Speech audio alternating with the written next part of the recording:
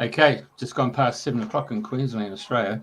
We're broadcasting from the Radio FM 88 Australia studios, and a co-host, as you know, it comes from the UK, and it's the privileges of using this new technology. Our guests, would you believe it, come from Queensland, of all places.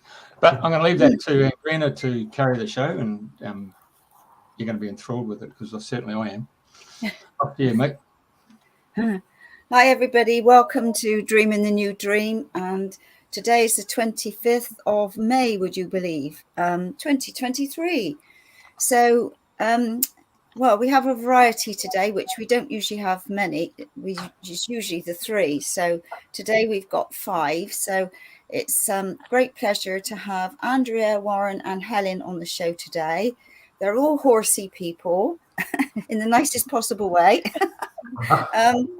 And they're going to share their stories all about equine therapy and how it can help you, how you can become unstuck through trauma and all sorts of things. And, you know, I've got a special interest because there's 4 horses on the farm here. One's a little rescue one called Tinker, who's certainly got a will of his own. And the other 3 are just, you know, horses. And I love going down and talking to them, but I don't really interact that much. But it'd be nice to know a little bit more about them. So if we start off with Andrea, she's our main guest, who is going to be the star of the show until she's brought in some newbies. So would you like to share how you started and how you got into the world of horses, and how, you know, if you want to interact and weave between you all, you know, it's just going to be lovely to hear in your stories. Yeah, absolutely. Thank you so much for having me, Andrena. Yeah, so I guess I was thinking about how I could answer this question a little bit, and it really goes back to when I first started my journey into social work. So I'm an accredited mental health social worker, and I started in 2008. I completed my studies, and during that time I was really privileged to do my placement. We do a 1,000-hour placement into 500 blocks, and I did it for I did one overseas in Brazil, in the favelas, working on a project there. And then my other placement I did in a place called Project Respect, which is an organisation that works with women who had been trafficked for sexual servitude. And that's where I really got my first real, I guess, look into trauma and how trauma impacts on people. And then after that, I came back to the Gold Coast because that was all in Melbourne.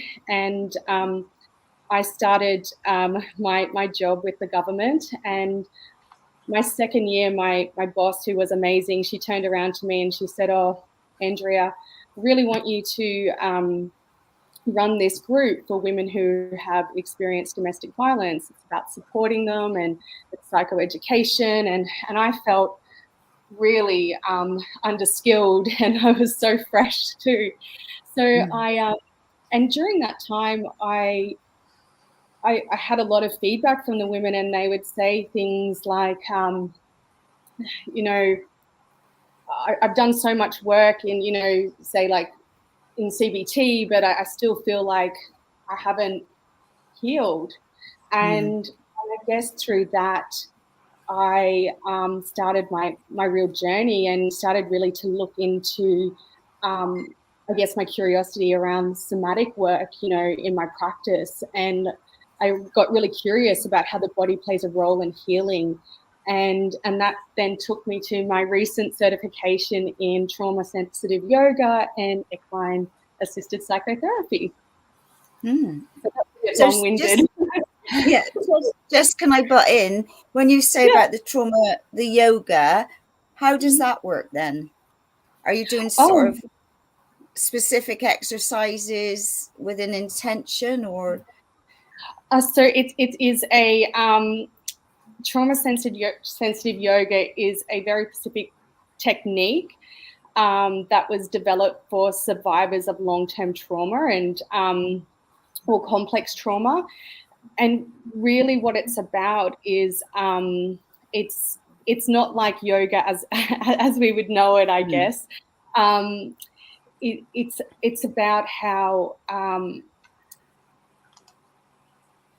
it's a very trauma-informed way of giving people choice, invitation. And it sounds really simple, I should say that. Like, there's no Sanskrit in it.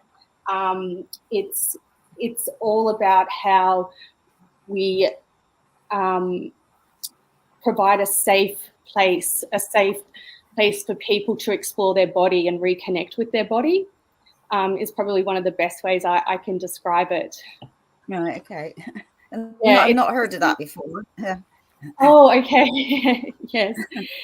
So it was developed out of the trauma center in Boston, and yeah, it's very like I was saying, it's very specific. It's not some people, I like to describe it more as movement instead of yoga, because sometimes with yoga that can hold a little bit of a, I don't want to do that. But it's basically providing a space to connect in your body and introspection, which is, that felt sense, because often when we experience trauma, there's a disconnect there. So yeah. And yeah. Okay, sorry, I put it in there, but I thought I'll ask you why as we're going along, so I don't forget anything. Oh no, that's okay. Yeah. So I guess moving into, did you want to know like a little bit around what equine assisted psychotherapy is? Yeah, definitely. Okay, I'm like, all right.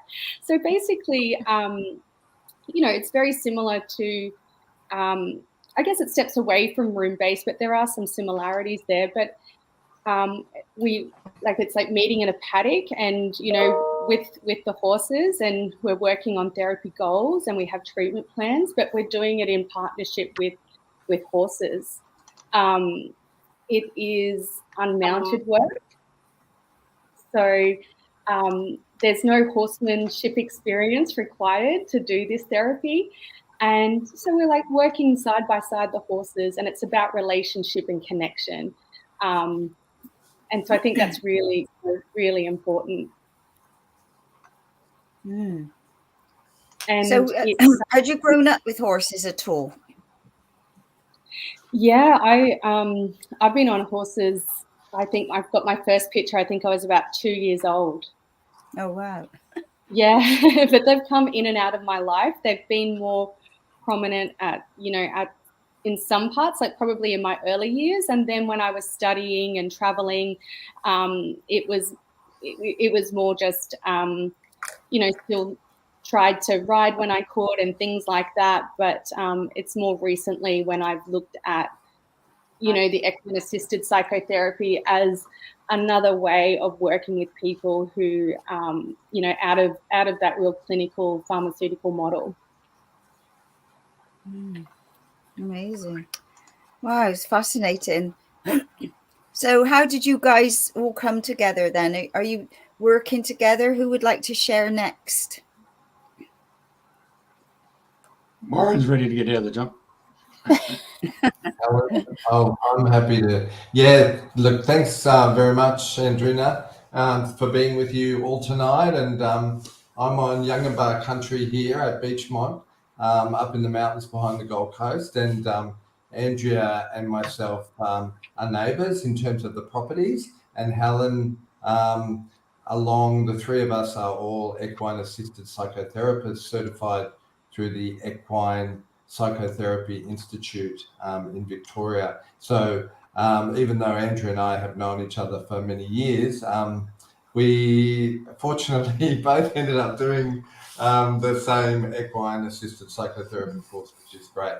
In terms of the relationship, I guess Andrea made mention of the importance of the relationship. And for me and my journey, my family settled as settlers on this land back in 1890, So that was quite a while ago on this block that I'm on here. And I'm very privileged to still be on the farm. And the relationship for me with horses and with nature, with cattle and chooks and dogs and cats and all sorts of animals has always been a really major part of my life. And even when I was a little fella, I knew that there was something special about all those relationships for me and the natural world. So I feel very, very privileged, as I say, to still be here on property, on this Yangambah country, on this land, particularly as the world changes and, I get older, still here, which is great. But, after many decades of a health professional life with clinical nursing and public health clinician, it was lovely always to have the connection with my animals, but particularly with the horses. So always had a relationship with various horses of my own and other people's horses. Always, Andrena seemed to be drawn to the horse. As a young fella, I couldn't really, understand why that was. But as I now know, particularly through the work we're doing and the information we've learned, there's a lot of power there in the mammal, the horses, in terms of their capacity to be models for us, particularly as I guess our experience particularly has morphed into very individual sort of individual perception of self rather than maybe community. So a lot of my work that I've done is around community, and it's about wellness, and it's about therapy and counselling for people who've got chronic illness and various range of illnesses. But the psychotherapy work with the equines is really strongly based on awareness and relationship, as Andrea mentioned. Exploring with our clients as they feel safe to do so, feelings and life's challenges, and but particularly regulation. I'm doing work at the moment around the polyvagal theory and regulation of our nervous system. So, and that's a really important aspect, something I never ever sort of heard of as growing up, or even as a health professional for many decades. I was never trained or taught about, how do we learn to know what's happening in our bodies? Not what's up here and what we're thinking, but what are we actually feeling? And so the work with the horses is very much based on that, and that somatic work, that body work, that feeling work. But at times it's safe, I think. And the relationship I have with Andrea and Helen is very much about supporting one another and reflecting on our practice and us feeling safe, and the importance of reflecting on what we do with clients and then how do we support ourselves. Fabulous. So, okay, so let's have Helen. Would you like to share as well? Yeah, certainly. Thank you. Thank you for having me here tonight. My journey's been, I guess, a slow burn. So I grew up with a family from stations out west. So we've got horse people for generations, but I didn't have a horse. And I used to cry myself to sleep about it. And eventually my parents bought back on the coast, and I used all my pocket money to buy my first horse. But I think it was about grade 1, grade 2, I just became obsessed with horses, and the obsession, I'm in my late 40s now, just has not left. So I read an article in a horse magazine when I think I was 13 about a family that were taking young Indigenous youth who were bound for the juvenile justice system, and they were taking them to a horse property, basically mustering in a herd of Arabian horses and saying, pick one, and that horse you're going to take, you're going to learn everything you need to about horses. And at the end of it, you're going to compete in a really long endurance race. And the studies showed that these kids, they went in, they learned about nutrition and training. They did this amazing race called the Tom Quilty race, which is Australia's national endurance race. And hardly any of those kids went to reoffend. And when I was 13, I was just like, wow, that just blew my mind. I'd grown up as in a very isolated kind of space. I grew up with a lot of childhood trauma and had a pretty tough time of it as a young person. And I remember when we first got our farm, I just used to wander aimlessly for days with a herd of horses, and I felt a connection and a peace that I could never experience with people. They were a safe space for me. And I think I was always drawn to animals. I only had an older brother, and he wasn't particularly interested in me, so I was pretty lonesome in my childhood. And typical older brother. And animals were my siblings. They were my best friends. They were my confidence. They were the thing to give me all of the emotional support that I needed in life, because other adults couldn't give that to me. So horses were just such a comfort and a source of connection. And as I grew, that kind of passion for the horses continued. And I had a pretty rough trot as in high school, and was really passionate about helping young people in mental health and wellness. And I kind of thought teaching might offer me that, get into that space when they're young and have relationships with kids to help their passage through life become a little bit easier. And it just, when I was teaching, it didn't allow me to provide the kids what I really wanted to. I couldn't help them in the way that I wanted to. So I jumped out of that space into a pharmaceutical role with medicines with mental health. And while I was working there, I studied psychology, counselling, did my master's, and finally got here. So it only took me, 4 degrees, and I think 14 years of study, but I made it. And I'm still as passionate about horses. I've got a herd of 7 horses, and I've had some of my horses now for over 25 years. I worked as a horse breaker and trainer, and I still compete in competitive dressage and horse showing. And horses have been life, and nature has been life. But I never lost that connection with animals. And I remember sitting on our farm by myself, watching animals and thinking, man, if I could use these metaphors with kids to explain what's happening in life, like watching the horses, watching their interactions, watching the way that they communicated, the way that they cared for each other.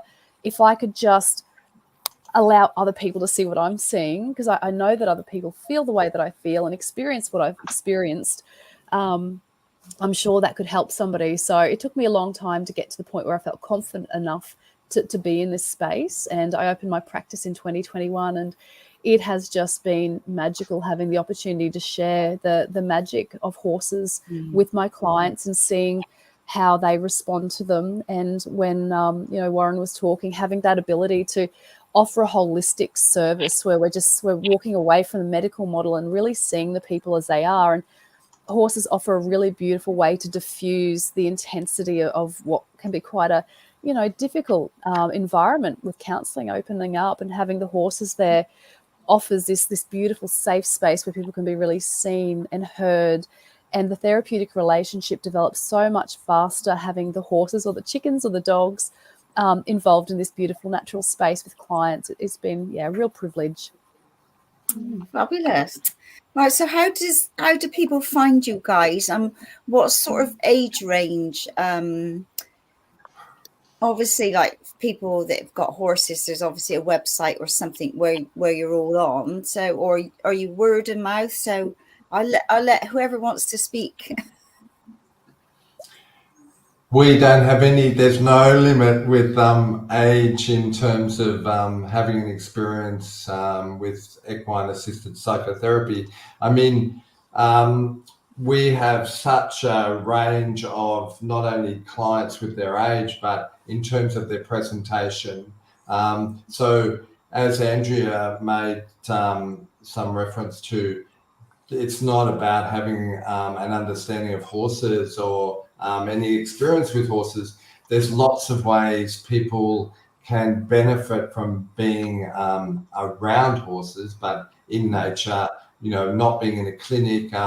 It's quite a journey, and we really work with what's being presented in the here and now. Andrena. So it's not about going back and back and back into the there and then, although that's sometimes what happens, but it's about what's being presented right now and us noticing. So it's all about the noticing of our clients, but what's happening with the horse. Sometimes we might have a session where the person is on this side of the fence and the horse is on the other side of the fence. It's all about whatever is a safe space and container for the client.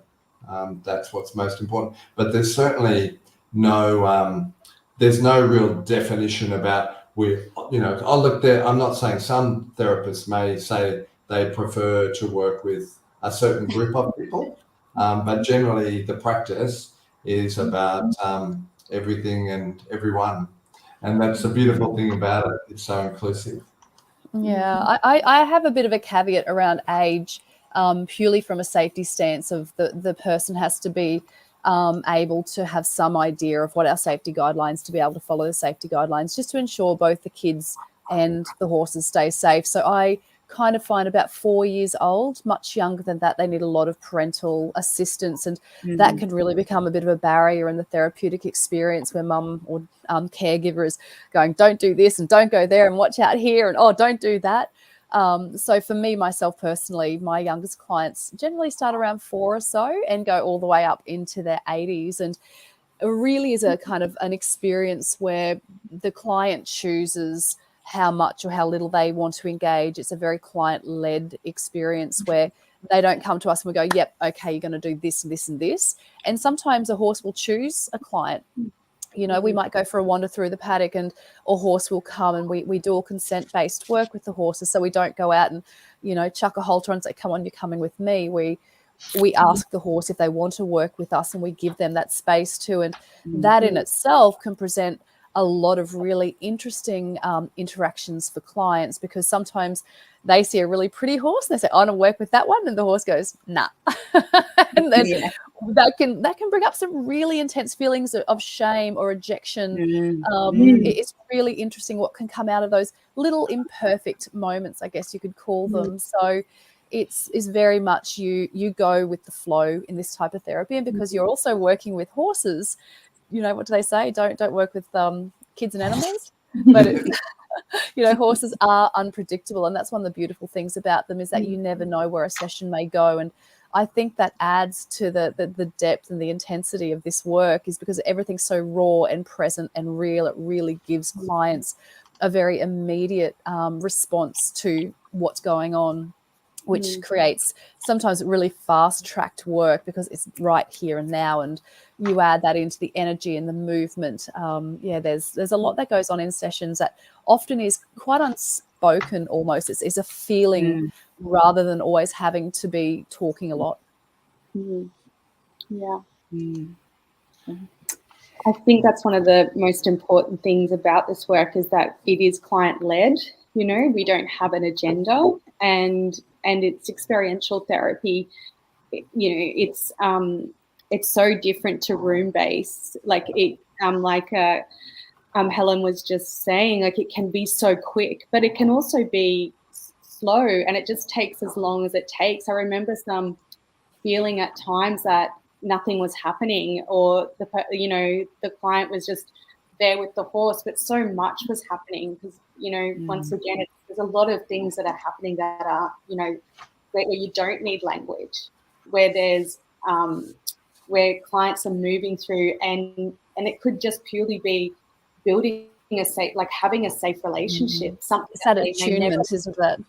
Yeah, where they haven't experienced it maybe ever in their life, or maybe they can't remember the last time they had a relationship where they felt safe to express themselves authentically and feel like they could do that. And I was just thinking about like some examples that might be helpful for people to get a bit of a feel about like what a session may look like. And every session is different. Like you never know. You can never fully plan a session, I think, in equine therapy. But you know, one of the most important things is what we find is, you know, is when we arrive. You know, we arrive and we ensure that, I guess there's like a there's the mindfulness piece of the session, and that's just arriving and grounding, and because when we go out with horses as well, it's important that, you know, we've shaken off maybe some of that nervous energy, that anxiety. It still might be there, but the person is in maybe a settled space to go and work with horses. To add into that is because the mirror neuron. So horses will pick up on the energy from a person and vice versa. So we're often, if a person's very heightened and they go out with the horses will have a very specific reaction to their heightened energy. So we really, encourage, as Andy was saying, clients to land first before they go out. Yeah, and that comes back in being prey animals, right? Which means that they've been hunted since the beginning of time. So they're very attuned to their environment and very curious as well. And they're picking up, like you said, on our internal state. So, yeah. And then we go out. I was going to give an example about one of my clients, which is probably one of the most beautiful examples I can think about, where we were in the paddock and we had just done our grounding, our arriving, our, coming into the moment. And she was, and we're in the middle of the paddock. The horses are at liberty, meaning that they're just in the paddock doing their thing. We're walking around, eating grass, whatever they decide that they want to do.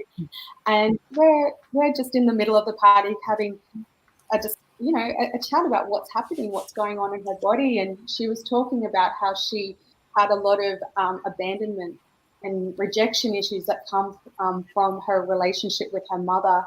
And she was saying how they were sitting around her tummy and her hip area, and it was black and it was heavy. And in that moment, she's explaining it, and she was resourcing a little bit because it was, I could see in her body that a lot of emotion was coming up. And my horse Storm just walked over to her, put her muzzle right on her tummy. And in that moment, she just had this experience that was beyond words, really. And I said to her, "Oh, what did you experience?" And she said, "I just felt so seen and validated in that moment." And then she started to chuckle and she said, "Can you teach your horses to do that?" And I said, "No." I said, "The horses show up in the way that they need to sometimes. You can't," I said, "you can't teach a horse to do that." And to this day, she always speaks, like every session we have, that has just sat with her. It's there with her about this moment that really has changed her trajectory now. And, as we're working through, her goals, her treatment goals, and where she wants to go and be. And that was just the start of it. She just felt, like I said, just so seen and so heard in that moment, but by the horses. I think being seen is can be so healing, and not only do we acknowledge for our clients to be seen and to be heard, but we like to say to be felt and to get got. So it's more than just being seen and heard. Being felt and getting gotten is so important for all of us. But and that's how the three of us have our relationship with our horses, is they're not only seen and heard, but they're felt. So that attunement and that feel, that sense of being felt is such a healing, powerful energy that, after, as I say, decades of working with clients in a clinical setting, you may feel it, and that some of your clients feel it, but in the environments that we work in, the outdoors with the animals, that is such a powerful resource for us and for our clients. Fabulous. So how long is a session? So if people book to see you guys, how long is a session, or does it vary, or what time frame do you work on? Most of my sessions are an hour or maybe an hour and a half. I don't know about you guys. Is that similar with you? Yeah. They are that time, and once again, I've got some younger people that attend, and they have living with autism, and it's taken a while, and there's been no pressure. It's just about building up that safe relationship. So I think I heard Andrea say it takes as long as it takes. It's not like a quick fix in modern medicine where we want a pill to fix us. This is really the client's journey, and it's about creating that safe container so they can really start to feel safe and then express stuff like Andrea was sharing about her client. Once we can feel safe to feel those vulnerabilities and lean into stuff rather than go, oh, we don't want to feel that, we don't take a pill so you don't feel this or you don't feel that, but actually lean into stuff, whether it's sadness or joy or fear or anger. I mean, they're all the emotions that a horse has as well. They feel them and they deal with them and they move on. So some of the work that we do allows that to happen, not in one session, but time. Yeah. Yeah, we look to the horse and how the horse models behavior quite regularly, whether it's boundary setting, whether it's the way that they emotionally regulate themselves, the way that they do process the different emotions, and even through the way that they communicate within the herd dynamics. And for me, I've had some clients who've turned up, and I think all of my clients have come from backgrounds of treatment resistant through other forms of therapy, and they've definitely failed through room-based therapy. And the horses are the initial draw card. And I've had a client come and he's like, yeah, well, I'm here for the horses. Don't expect us to get along. I'm not here for you. And just put it straight out there. And I love that. I was like, awesome. Okay. As long as you like somebody here, I'm okay with that. If you're here for the horses, that's good. We've been working together now for about 1.5 years. And this young person is just so phenomenally transformed. And yes, the horses are still a really important part of our sessions, but it's kind of gone from a bit of crisis management in the early days of lots of things that would kind of come up to now him being in a place in his life where he can actually continue to work through a lot of the trauma that he's had going on. And that's really taken time and the support of the horses, and then to feel safe enough to be with me, because he's not a person, and I experienced a lot of clients that has had a lot of trust in the therapeutic process. And I love how holistic this is. I love that it is a sidestep from the medical model. I started with psychology, but stepped across to counselling because it really gave me the opportunity to really be able to tune with clients, and the horses just deepen that experience and the way that they model, I guess, everything that we as humans would love to be. It's a really beautiful space to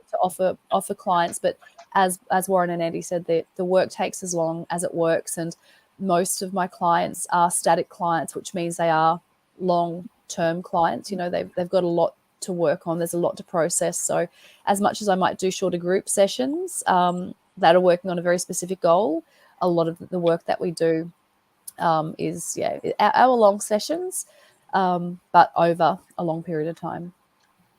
Andrena, too, I think, we're at a time in our journey as a collective species that, the horse has been a workhorse, it's been a war horse, it's always been there as part of us. But now, there's such change coming over in terms of them being our teachers, if we only listen and we open to it. So I really believe that, this is a great time of change, and us three, along with many other people, are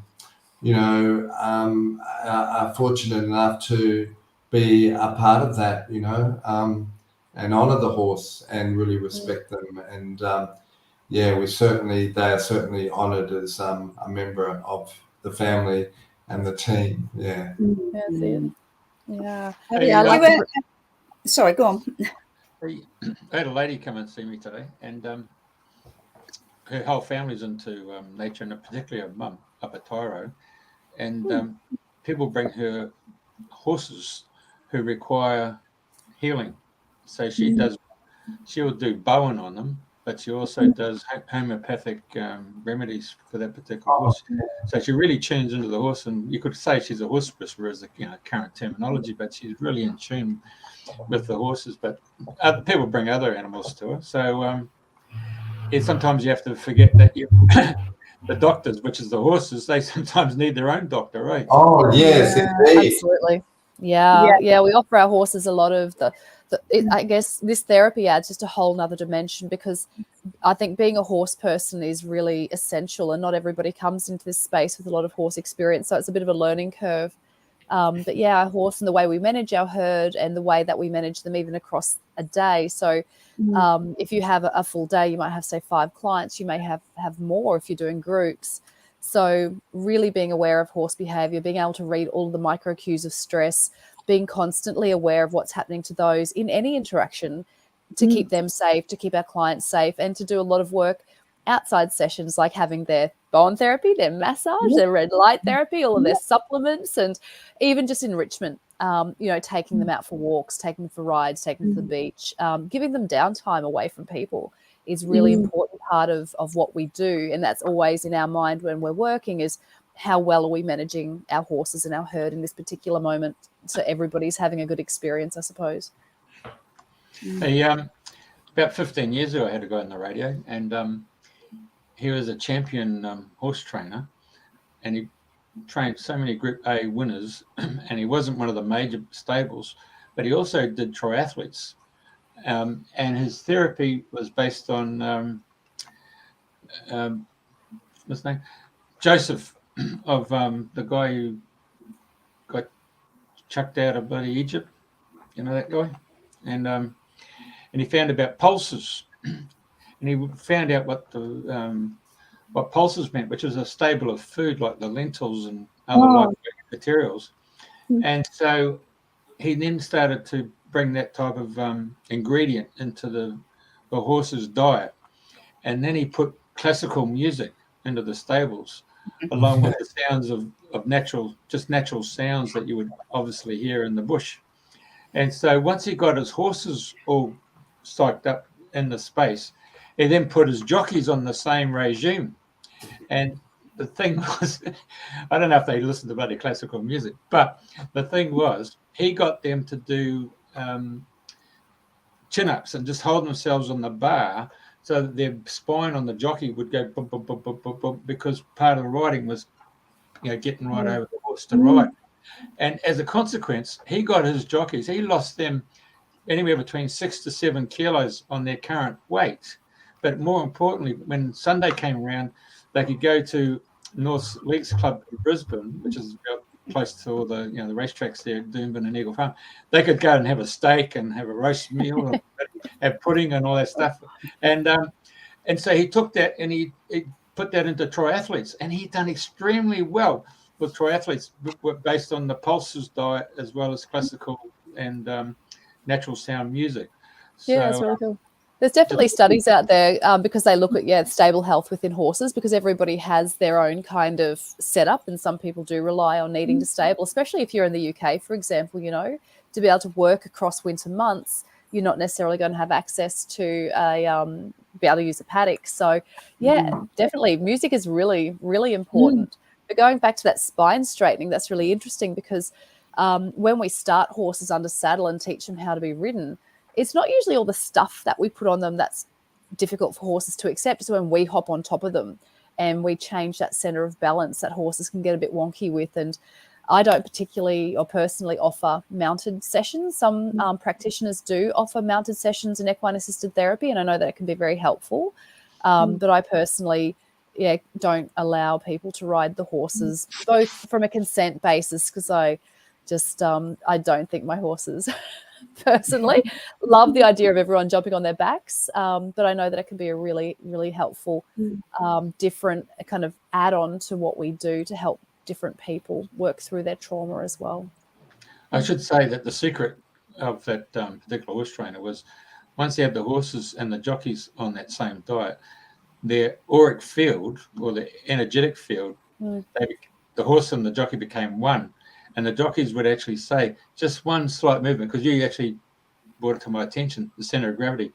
And that jockey just fainted to the left, the horse would go to the left, and that's where they had that special what do you call it? That extra oomph against the other dogs. It's interesting because our electromagnetic field of our heart can actually be picked up by the horse as well when we're close enough to it. So I wonder if there's, whatever they were eating in the exercise, the diet that they had, created a particular rhythm as well that synced up with the horse. Awesome. Who's next? Well, that's really cool. No, go. Yeah, I was going to say, do any of you have one special horse that, you know, makes a beeline for the people that come in? Because there's some that, you know, just carry on doing their own thing, and there's others that want to be involved, isn't there? Yeah, I've got a little grey Welsh pony, and he nickers to everybody who comes. He walks up to the gate to greet every single client, and he follows them to the gate to say goodbye. Every single client without fail. He's got a particular, I don't know, little magic about him. He's pretty cool. Yeah. Oh, Beautiful. Beautiful. Yeah. This is a photo I loved. Sorry. When all the photos came in, this one came in, and I thought, man, this guy, he's in the camera. Oh, he's beautiful. Yes. Thanks. It's a big baby. Sorry. Yeah, I think my journey to my herd is a bit tragic and sad, actually, Andrena. I started off with 2 mini ponies. I had Storm and Charlie. Charlie, unfortunately, as beautiful as he wasn't really a suitable horse for equine therapy. He just had some issues, and so I had to change him, and I got another miniature called Betty. But unfortunately, my little Storm, he got bitten by a snake, and he passed away. And so it was really traumatic for me. It was such a heartbreaking experience to lose him and to go through that with him.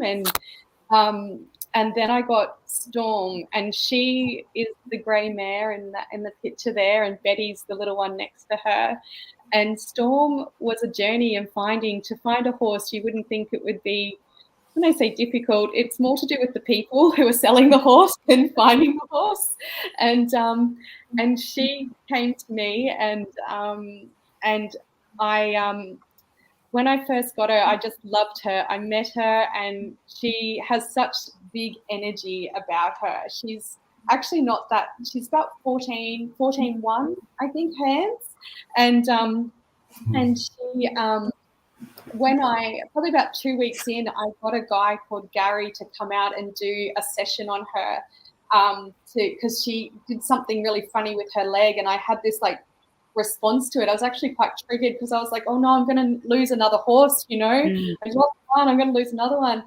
And he came out and he did all this body work on her, and she just down her neckline there, she was really, really tight. And he said she's holding so much in, and he did all this work, and she actually started to cry. She had tears coming out of her eyes, and he said, really? Yeah, he said she's grieving her herd, her owner, you know, because she'd been with her owner so she's 8 years old, and she'd been with her owner since she was 1. And I felt quite ignorant in that moment and didn't think about, wow, I just thought she'd be so happy to be with me. You know, oh, you're in this beautiful house, you've got, you know, you're here with Betty, but it was it was a really pivotal moment for me to have a bit more knowledge and respect that, she was actually grieving. And once she had this treatment, it was just amazing. And she's very special. I think she's special. I feel like one of those mums who thinks their child is a genius. And why not? But Betty is one of my friends explained it to me. Sometimes you have a dog, and it's a dog, but then you have one of those dogs that's just so in tune with people and with you as an owner. That's how I see Storm. She's very in tune with her surroundings, with people, and she's a funny horse too. She's done some funny things, hasn't she, Warren, lately? Oh yeah, she's funny girl, that one. Go on, share. And wasn't it beautiful that you had Little Storm, and Andrew didn't name her larger, the new horse Storm. She arrived and I said, "What's the horse's name?" She said, "His name's Storm." And we were just like, "Oh, wow, that's rather incredible, to have because I mean they come with a name, and you usually keep the name they've arrived with. So that was really powerful. Yeah, it was.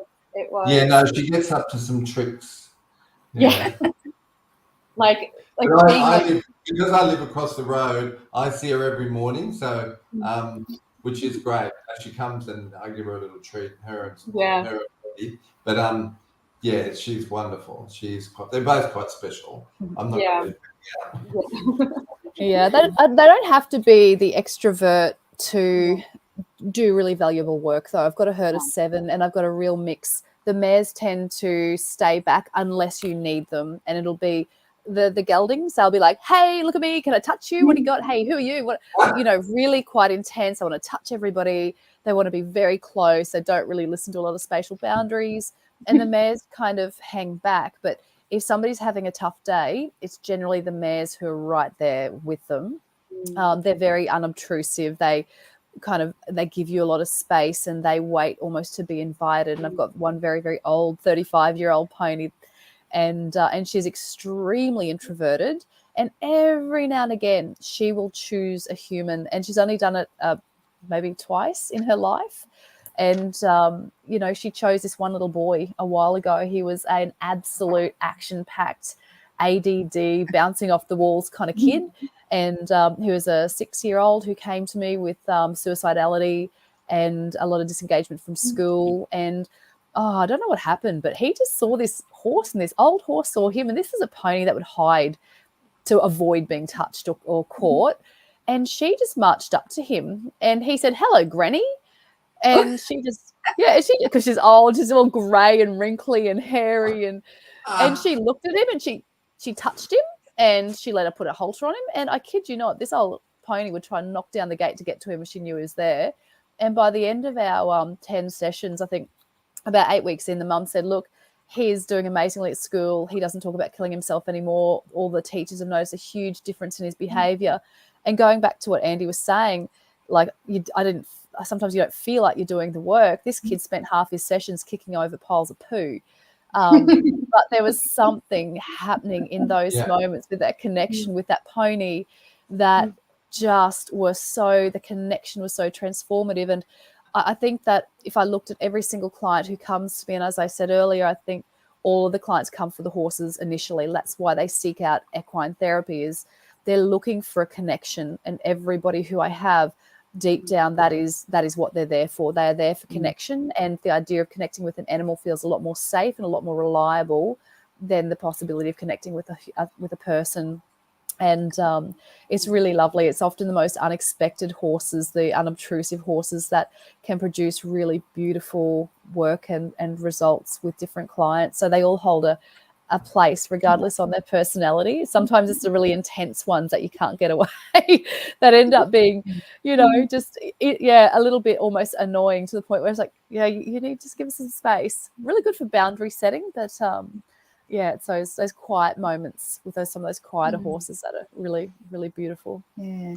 The horse and the client they sort of find each other, Andrena. They sort of, there's a knowing, and I really can't underestimate the power of the energy of love in the relationships, without sounding, soppy about that, but it's a really strong force, and you feel it, and the clients feel it. And I'm studying trauma in humans and horses at the moment. I have a mare I have a strong attachment to personally. She's been with me for 13 years, Georgia, and she has trauma from her early experiences. And when I have a client present who has experienced trauma, they find each other, and what goes on there is just really powerful. And it's not something that I construct. It's it happens.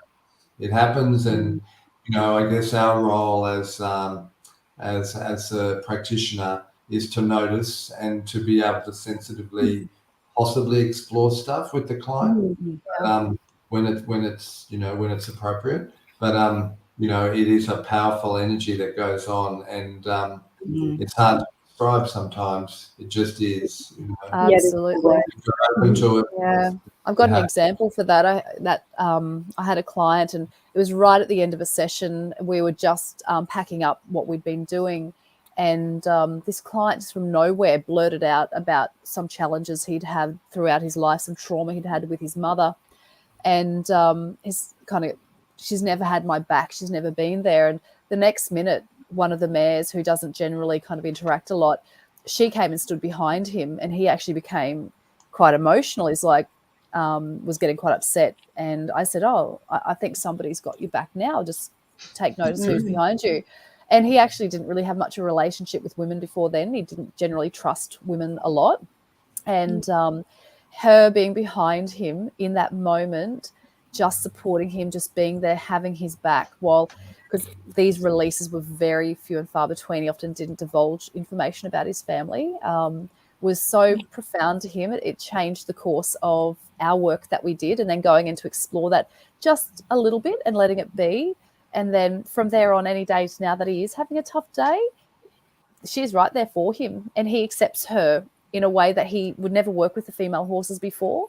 He'd only work with the male horses, but now he actually seeks her out, and he accepts her love and her connection that she offers him in those days. And it was actually probably one of the key turning points in the therapeutic relationship and the work that he was doing, was that one little interaction. Fabulous. So your work is really being totally in the moment, isn't it? Yes. Yeah. What shows up, and you work. And we have choice points, and you have to be careful of dosage and window of tolerance as well, especially when you're dealing with trauma. You don't want someone to flood and become too emotional. So you're like, that's as the therapist, that's what you're being really mindful of every step of the way when you're doing this work as well, because this could be the first time that someone's ever experienced or told someone about their trauma or how they feel about their mom, or something awful has happened to them, abuse, neglect. So, and it's that safe container that you create as a therapist is so important in those moments. And that's the relationship part of it as well. Yeah. Trust, building. It's a really beautiful dance, isn't it? That you play throughout, the whole relationship of dipping your toe in and out, and just knowing exactly what to offer and what not to. And often sitting back and letting them have that moment with the horse is more important than kind of jumping in. And if they do get flooded or something happens, that's when we resource and we ground and we go to the somatic, the bottom-up therapy part of it. We resource. We might go, okay, what's happening in your body? What do you need now? What does your body need now? And that could be anything, like some of the things that I do, and it's not necessarily part of the model. It's just some things that, whether it's breath work or, connecting back into the breath to come back into the parasympathetic nervous system. It could be the butterfly hug, which is this one, and breathing just to help come back down. There's all sorts of things. Or it just could be something that the client at the initial stages when we spoke about, at the initial stage when we start therapy, what they resource to, and it could be the blue sky, it could be the wind that they feel, and that's what they resource back to come back to the present moment. And that's where we need to be, coming back, gently back. And trauma is really about not being in the present, for people that have. So to connect with our 5 external senses, our touch and hearing and sight and taste, and that's what really allows us to ground and to really feel solid and connected, and to find an anchor or a resource that we can identify with that really gives us that feeling of safety. And the horses, we can co-regulate, our clients and myself and us 3 particularly, with our horses. They assist us to co-regulate our nervous system. So with their out-breath and that's their out-breath. And them They do it naturally, don't they? Okay, and you know, my Georgia, she'll get really up really quick, and and you know, I have to regulate myself, you know, to just allow her to settle as well. So that's really powerful, that co-regulation. Yeah, absolutely. Right. Jocelyn Hey, has said, let's yes. read out what, before it disappears. We bought our daughter a beautiful coloured horse who had been treated badly, and there was an instant bond with them. And we found out she was in foal. We kept him when he was born and named him Merlin because he is magic. A year later, I was diagnosed with cancer, and he has helped me through 5 years of treatment. I believe they come for a reason. He's now 14 and still with his mum. We love them to bits. Lovely, Jocelyn. Thank you for sharing. Beautiful. Hey, I'm going to add a fourth party to you guys, and I should have bloody got hold of him during the week. And he's on the Gold Coast. He's at Burleigh, and I'm going to put his name up there. His name is Greg Bushell. Yeah, he's an animal. He's Dr. Doodle, the animal whisperer, and it's amazing, heartfelt story. When I'm listening to you girls talking about, and even you, Warren, about being a kid, this guy had such a connection with animals. They come to him, and he could actually communicate with them. Anyway, he got married, had the kids, and then the wife said, you know, you got to be a football dad. And so all that gift sort of went to one side. And then when the kids got old enough, you know, they said, Dad, if you want to be an animal whisperer, you want to be one of those nerds, yeah, we're okay with that, mate. You know, we're okay. And so him and his wife separated, and he was 60, would you believe? He's now got back into it. So we had him back on we had him on the show 2020. And here's the key why I'm suggesting him to you guys.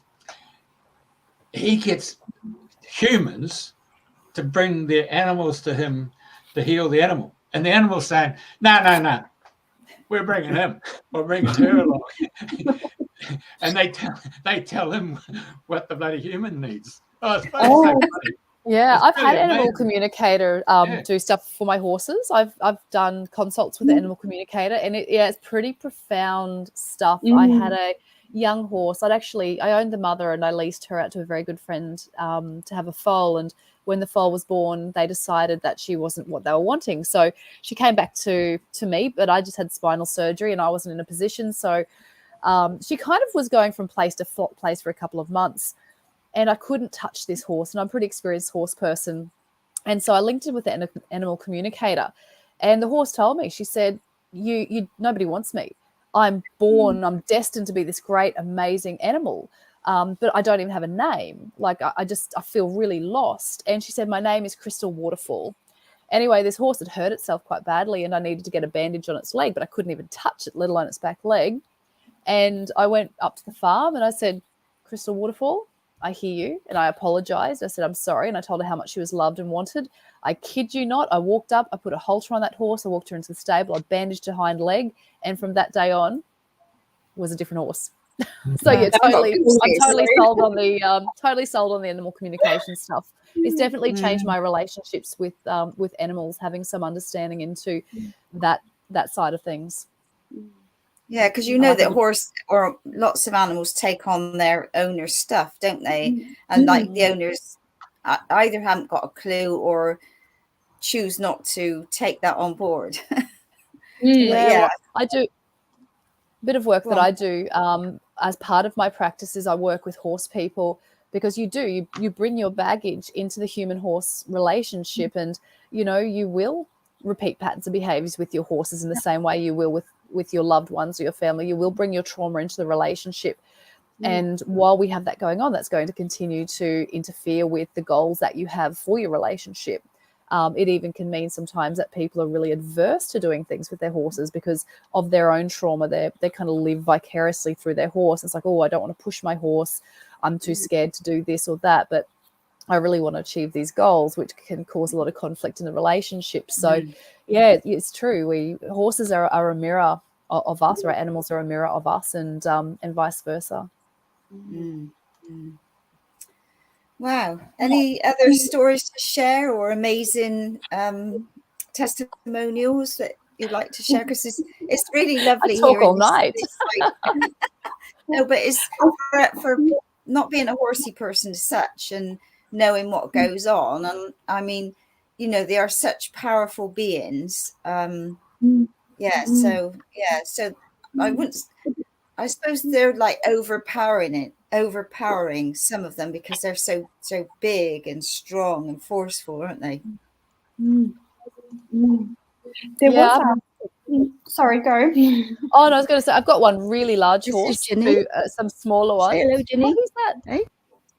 That's two of the horses here. There's Ginny and Rocket.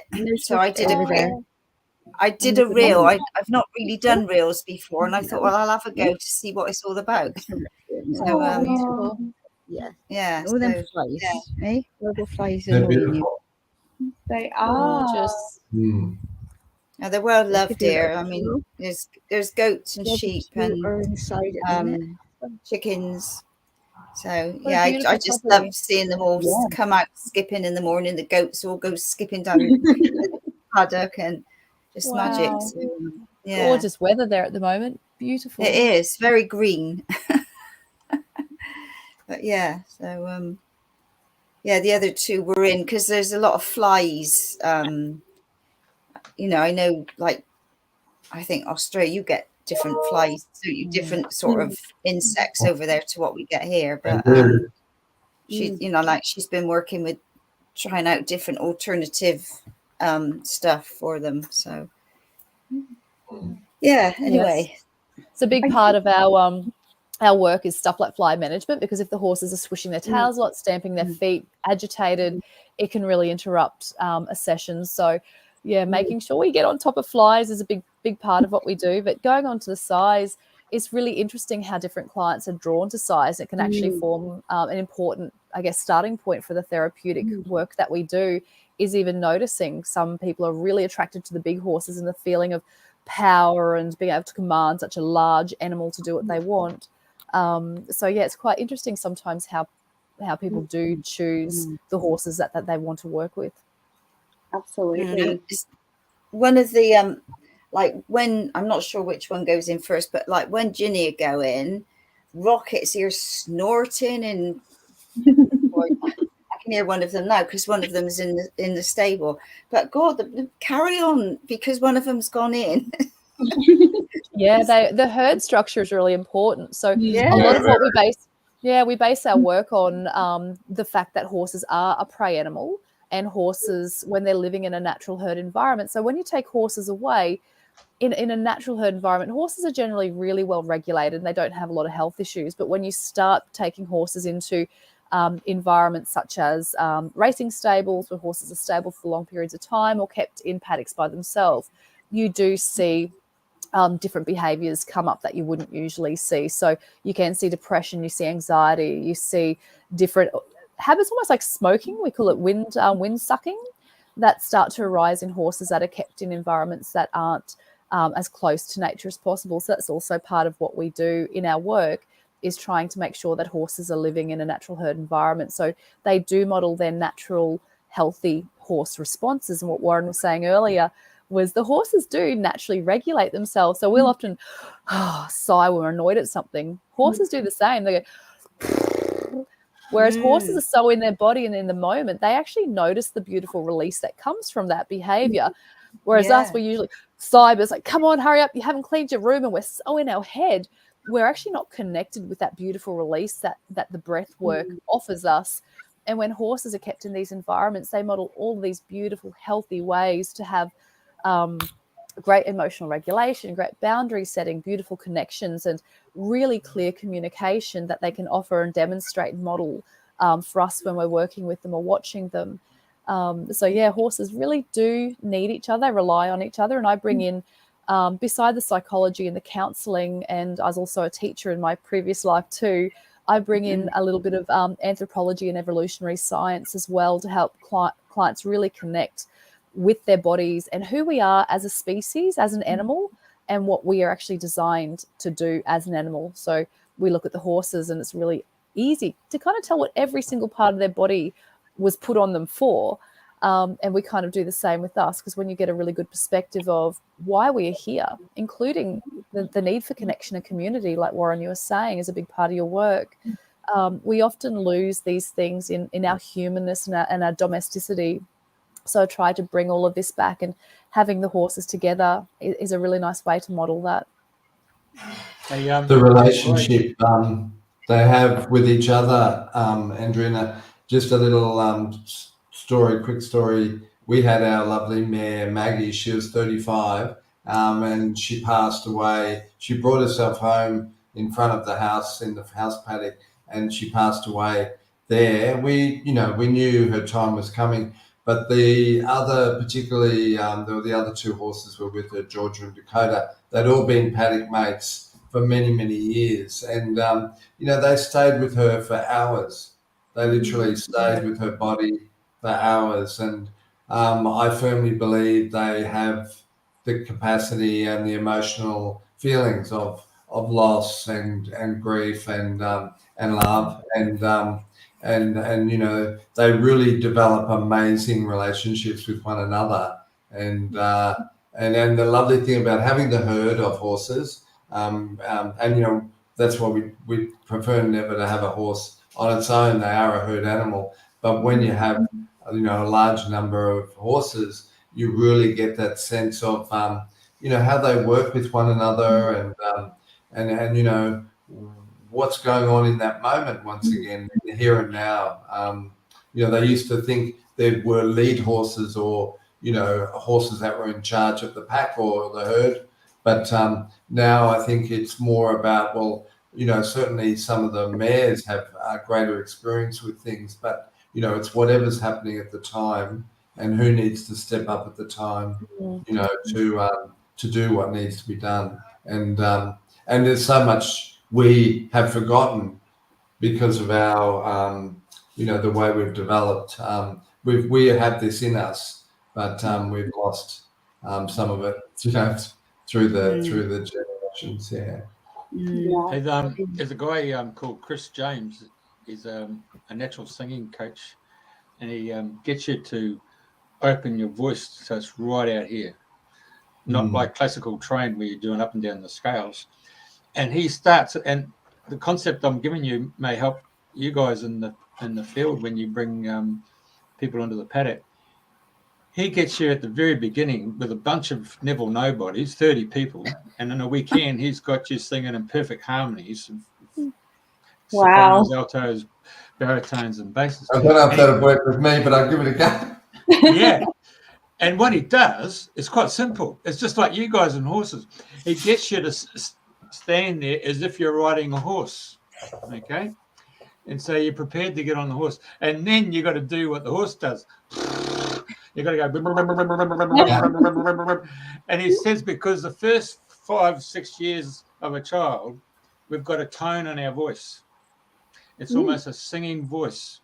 And when we get back into that heartfelt sense, we can really expand our whole voice range. It's amazing how you can increase from just being in a scale of 1 octave. You can take you into the 2nd and 3rd octave. And I'm suggesting to you that could be a little technique when you've got people coming into the paddock and you get them there to think they're really riding a horse and they've got to go. I love that. The out breath is very important, Jeffrey.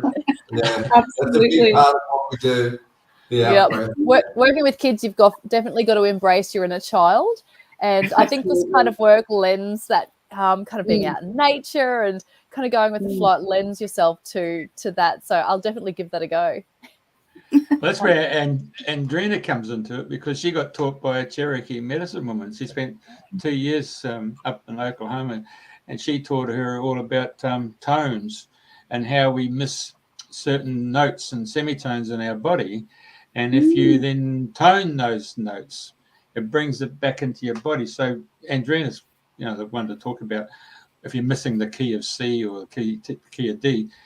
The American Red Indian philosophy is all about the breath and how you reach your full potential in the voice range. Andrena, you take it up.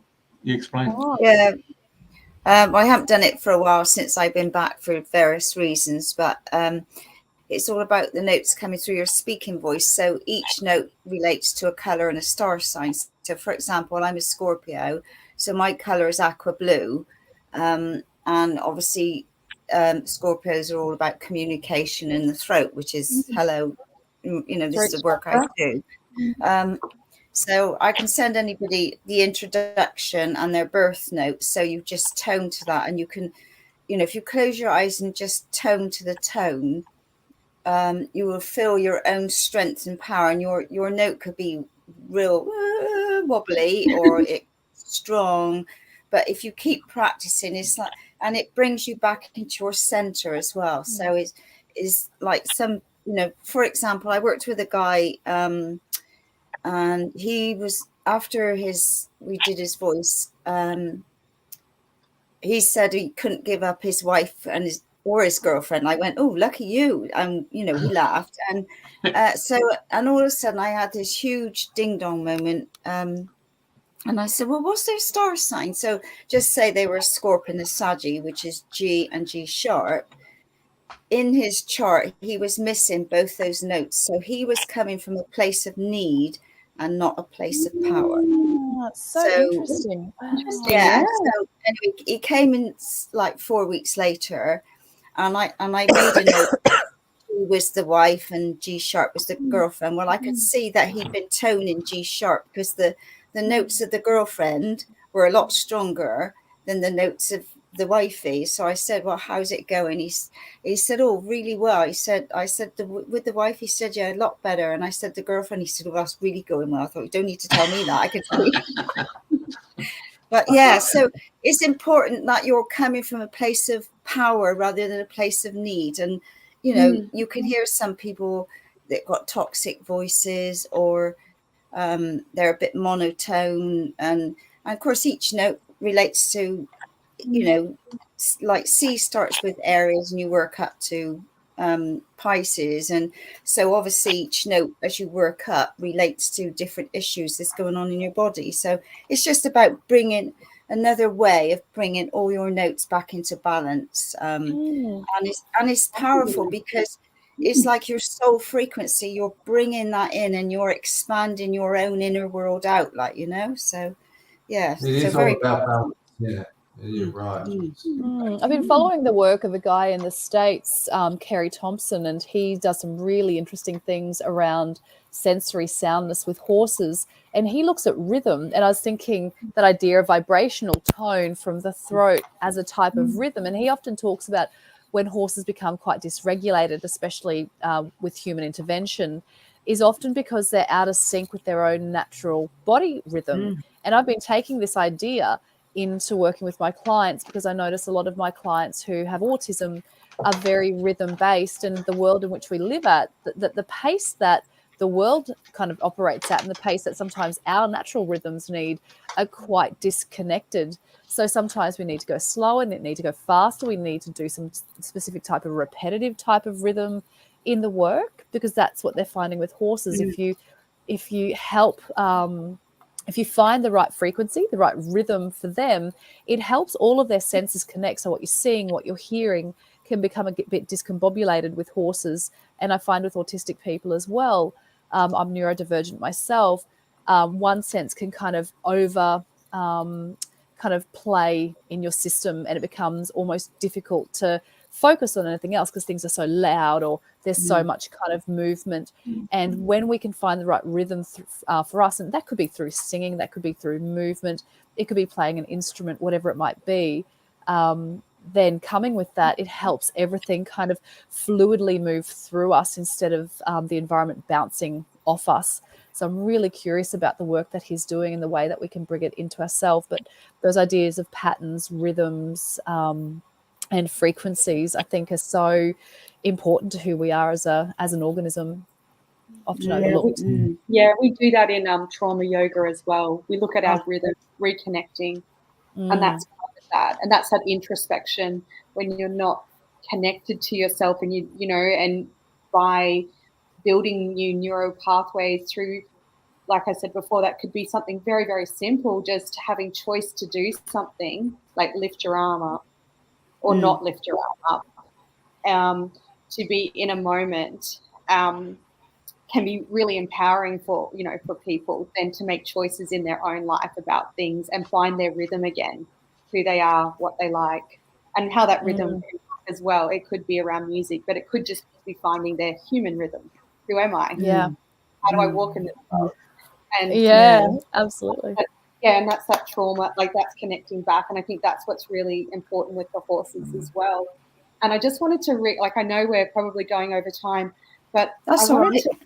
I wanted to I found this in our training, and I don't know who to credit it to, but people often ask us, like, you know, why do you, you know, people ask, like, why horses all the time? Like, why not another type of animal? Like, why do you use horses in this work?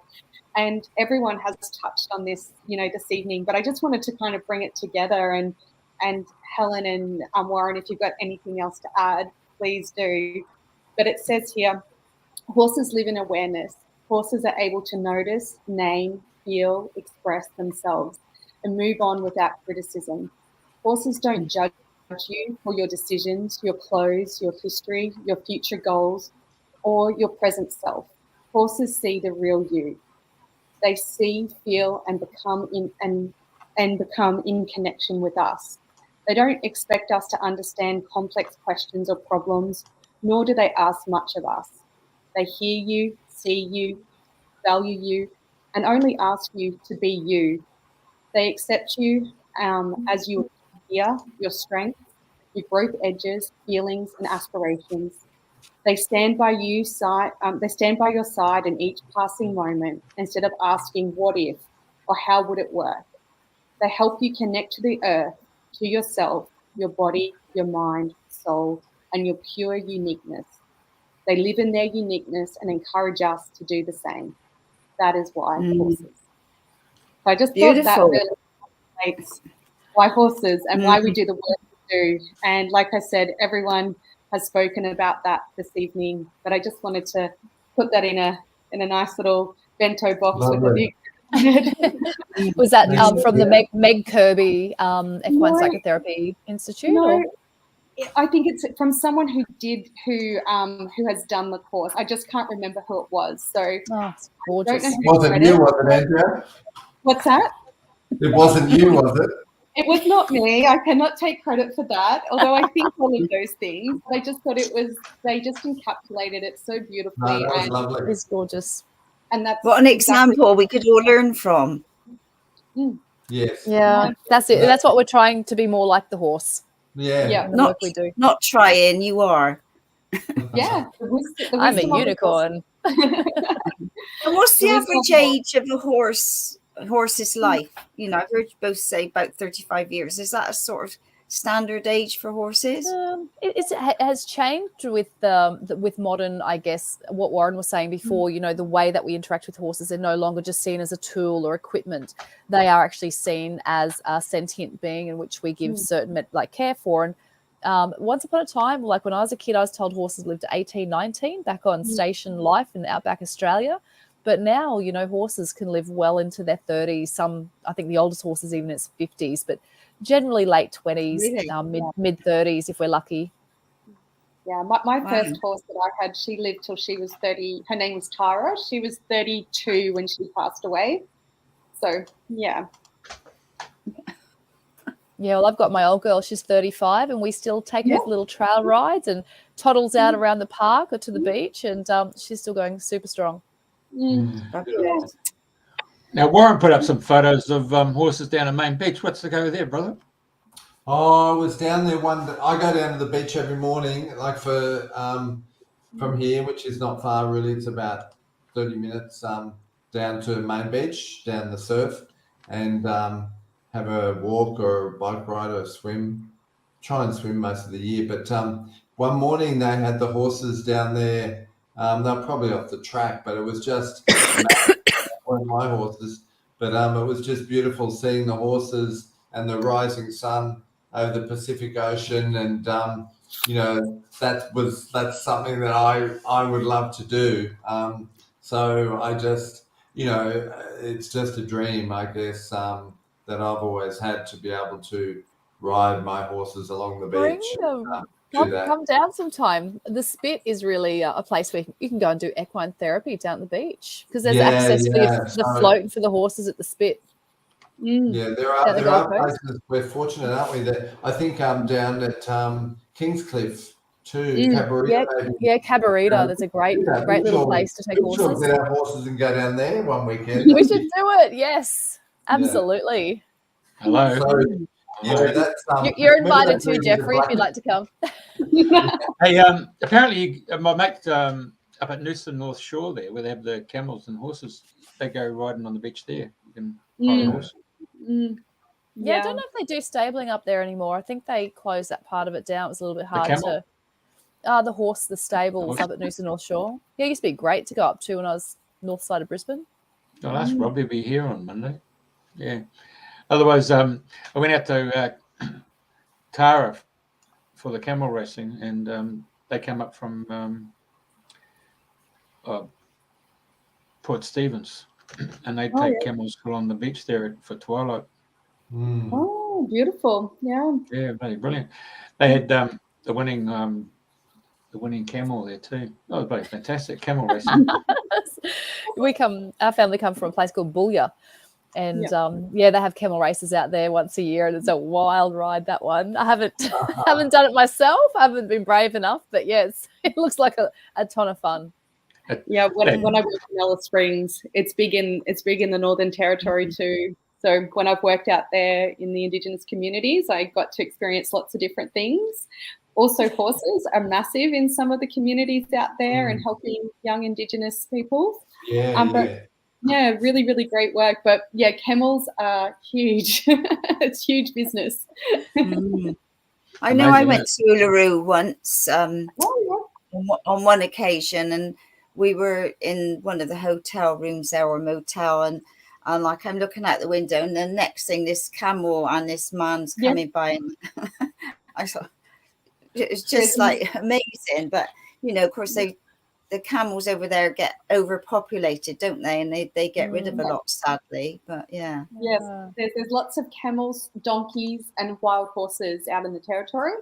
So you see them as you're driving out and into the desert. So call them ships of the desert. They used to call them the big camel trains. Yeah, ships of the desert. Right. Yep. Yeah, amazing. Well, my mate and I went out past a place called Ninga Gully. It's a population of 9, I think it was. And 2,000 of us all turned up. We went for the pig racing. Oh wow! Oh yeah.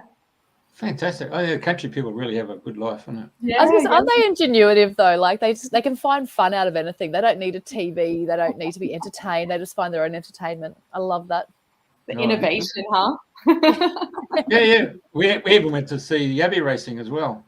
Oh, Yabby racing. Yabby racing, yeah.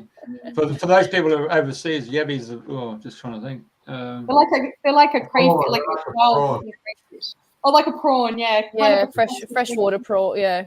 More like a crayfish, About 15 times as big, isn't it? Yeah. Anyway, so carry on. I was just saying toad racing. Oh, toad racing, yeah. Cane toads. The mind boggles. Yeah, that's a northern Queensland thing, isn't it? Up at Port Douglas and Cairns, Absolutely. Well, our overseas audience is going to learn a bit more about Australia's way of life. Yeah, Aussies will race anything by the sounds of it. Cockroaches? Yeah, that's it. Well, your cockroaches are big. Yes, that's scary. Yeah. We want people to come here, Warren. We want them to come. Yeah. Traumatize people. Cut. I know. My Italian relatives and my Scottish relatives, they're all, things you got over there. I know my American friends are the same. It's like, we don't have cats that'll eat you, though. What we've got's not too scary. No. Well, we could be cheeky and say, as Queenslanders, that when there's a state of origin, there's a lot of cockroaches come across the border. Yeah, absolutely. No. That's an in-house joke, of course. All right. Andrena, you Carry Yeah, on. no, I was going to say it's been an absolute delight having the three of you on. So thank you so much for Thank coming you. on and sharing. It's been absolutely lovely, and keep up doing the beautiful work that you're doing. So Thank you. an absolute blessing. So thank you. Thank you. Thank you for having us. Yeah, it's been a delight. Thank you very much. Thank you. Okay, well, thank you everybody for tuning in and watching Dreaming the New Dream, and we'll see you same time, same place next week. All right. Okay. Just stay on board. See